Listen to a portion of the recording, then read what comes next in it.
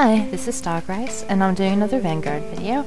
This time I'm talking a little bit about Diplomacy, which is a card game that you play with NPCs.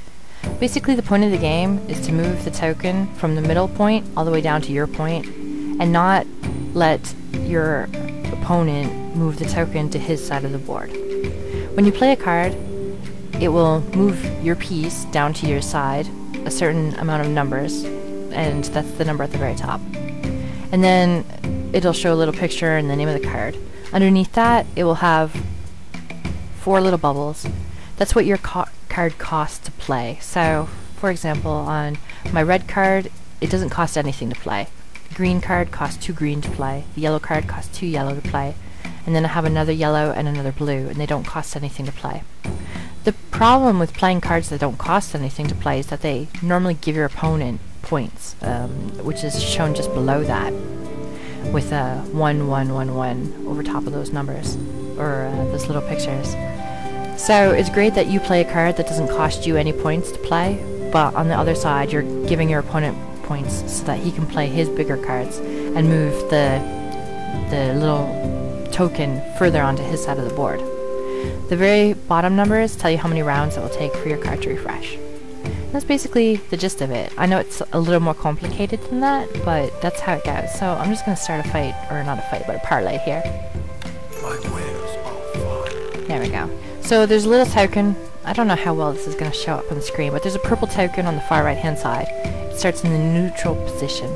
Every time you play a card, it's going to move either up or down. What you want it to do is to move down. So I have a 3-point card that doesn't cost me anything to play.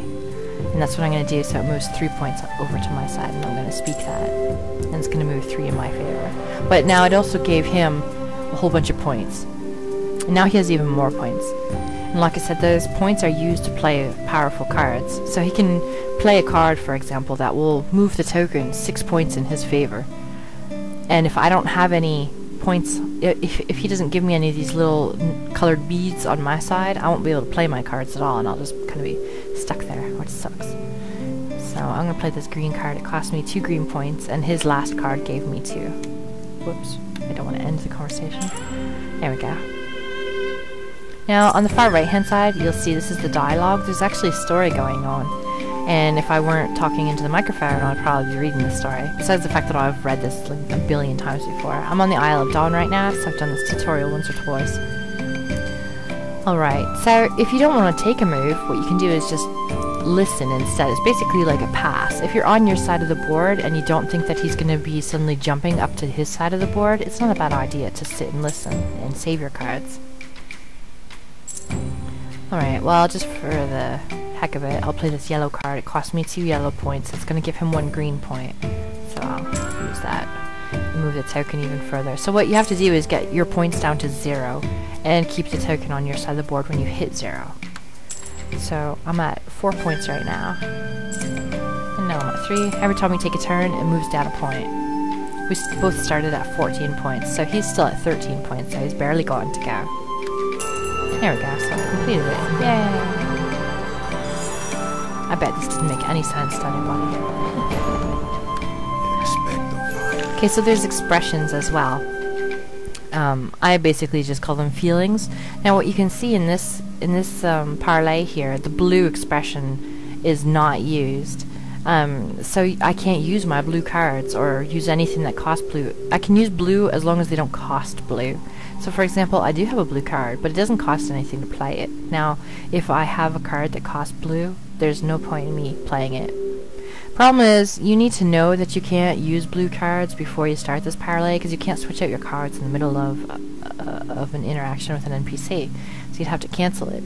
Sometimes when you cancel the conversations, you can cause negative effects, like you can lose faction with people, which is really not fun.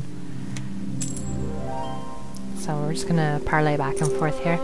All I'm doing is picking the cards that will move me the most amount of spaces and give him the least amount of little beads to use on his cards. These ones are pretty simple because we're doing the tutorial, and it will go through. The tutorial explains what all the colors mean and what you're actually doing a lot better than what I can explain, but I can at least show you the basics of it. And I'm also using a UI mod, so my board probably looks a little different than yours.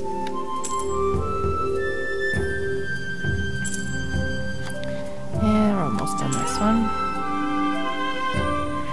It kind of reminds me of The Sims, because every time you're parlaying back and forth, people are making expressions and stuff, and they're going, and they're cheering and crying and stuff. It's just like the crafting, and they make lots of noises. Yay! So I'm now a level 2 diplomat.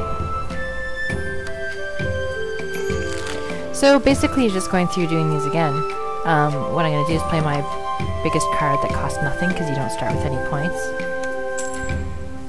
Now it gave him a whole bunch of points. He gave me a whole bunch of points back, and then I can start playing my other cards. You can find cards all over Talon. You can get them as loot from mobs if it's a race-specific card. You can get them from other players, can craft them. You can get them from quests, especially the diplomacy quest. There's all kinds of quest chains involving this whole diplomacy sphere. You can get level 50 in it. I mean, it's quite involved. And there's difficult battles as well. I mean, this is pretty simple. I'm not doing too much. I'm just sort of going through the tutorial. But there's lots of fights on the Isle of Dawn here that will really test you. And you'll have to set up different card strategies in order to move your tokens without the NPC just completely blowing you out of the water, which really sucks. There's an orc in specific. If you've ever come across him before, you probably know what I'm talking about.